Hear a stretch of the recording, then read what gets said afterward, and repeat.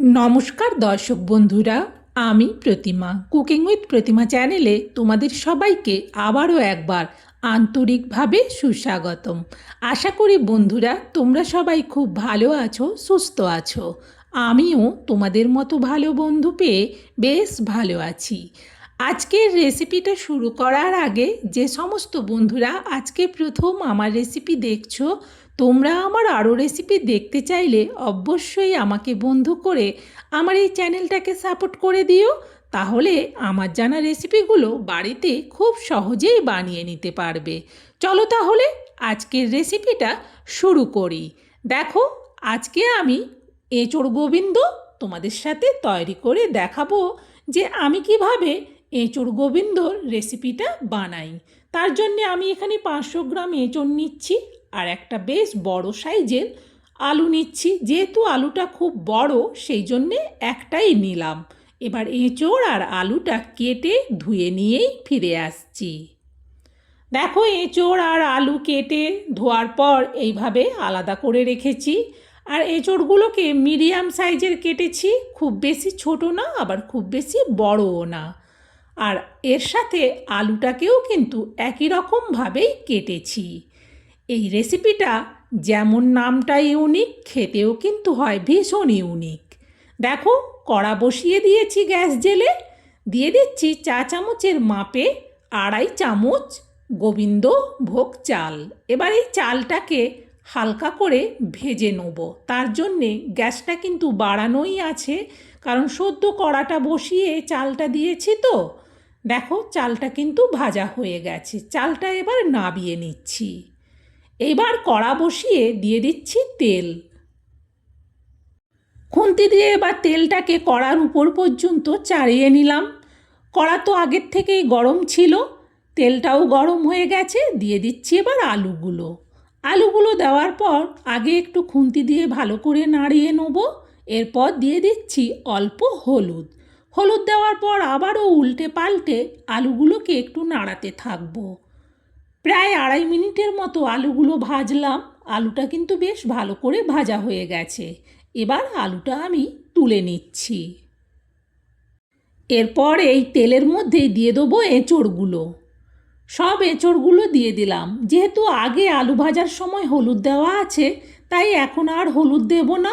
শুধু এঁচোড়গুলো দেওয়ার পর প্রায় 2 মিনিটের মতো উল্টে পাল্টে ভালো করে এঁচোড়গুলোকে নাড়ালাম। এখন এতে একটা ঢেকে গ্যাসটাকে একটু কমিয়ে দেবো।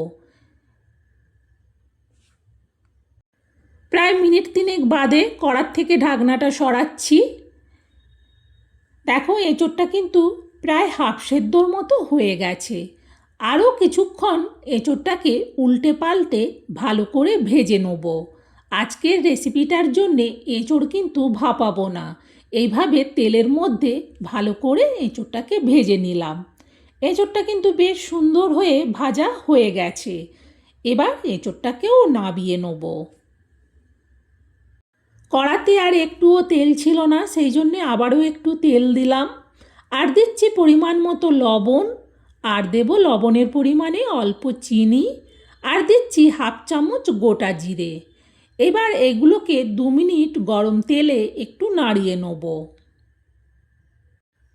জিরে থেকে যখন সুন্দর সেন্ট বেরোবে তখন এতে দিয়ে দেবো গ্রেট করা আদা। যেহেতু আমি রেসিপিটা সম্পূর্ণ নিরামিষ বানাবো, সেই জন্যে আদাটা একটু বেশি দিলাম, চা চামচের মাপে 2 চামচের মতো।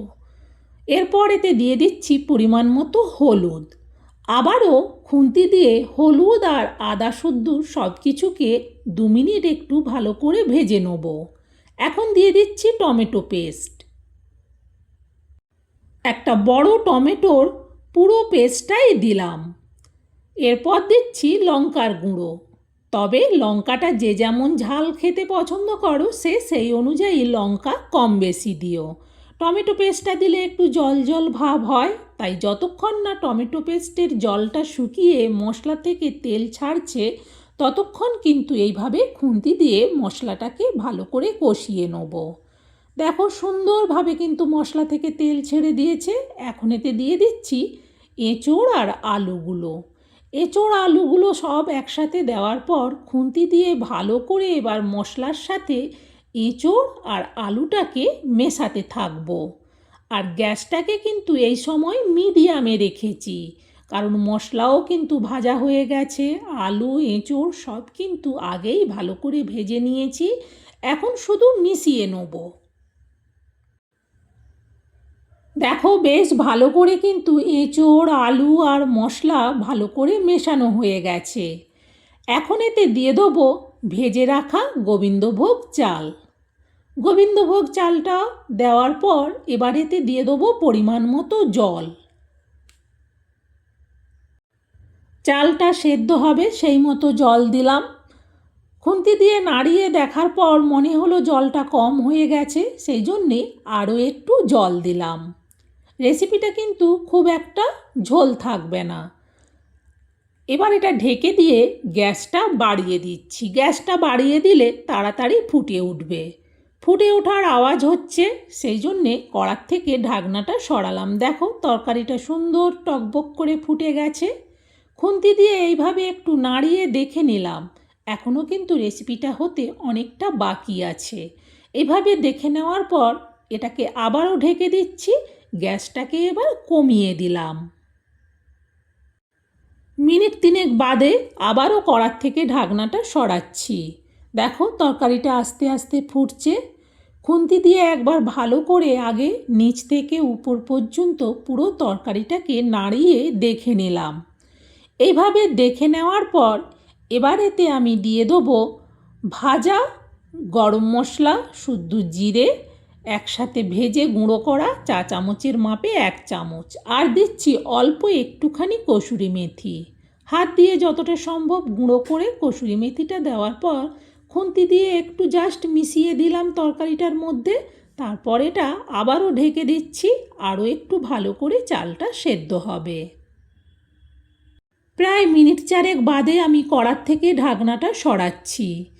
কি সুন্দর সেন্ট যখনই ঢাকনাটা খুললাম। আগে খুন্তি দিয়ে একবার পুরো তরকারিটাকে নিচ থেকে উপর পর্যন্ত উল্টে পাল্টে নেড়ে দেখে নিচ্ছি। দেখে বোঝাই যাচ্ছে চাল পুরো ভালো করে সেদ্ধও হয়ে গেছে। চাল সেদ্ধ হওয়া মানে আলু এঁচোড়ও সেদ্ধ হয়ে গেছে। এবার এই তরকারিটা নামিয়ে নেব। যেহেতু তরকারিটা অনেকটা, সেই জন্য এরকম বড় বাটির মধ্যে তরকারিটা ঢেলে নিচ্ছি। এরপর এতে দিয়ে দেবো 1/2 চামচের একটু বেশি ঘি।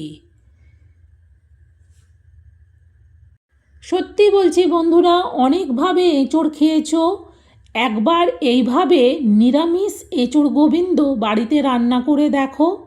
এই নিরামিষ রেসিপির কাছে আমিষ সব রান্নার টেস্টকে হার মানাবে এই নিরামিষ এঁচোড় গোবিন্দর রেসিপিটা। বন্ধুরা, আমার এই রেসিপিটা তোমাদের কেমন লাগলো সেটা কমেন্টে জানিও। ভালো লাগলে একটা লাইক দিও আর রেসিপিটা শেয়ার করে দিও, যাতে এই দুর্দান্ত স্বাদের নিরামিষ রেসিপিটা সবাই বাড়িতে বানিয়ে নিতে পারে। বন্ধুরা, আজকের মতো রেসিপি শেষ। আবার অন্য দিন অন্য রেসিপিতে দেখা হবে। তোমরা সবাই ভালো থেকো, সুস্থ থেকো। টাটা বন্ধুরা।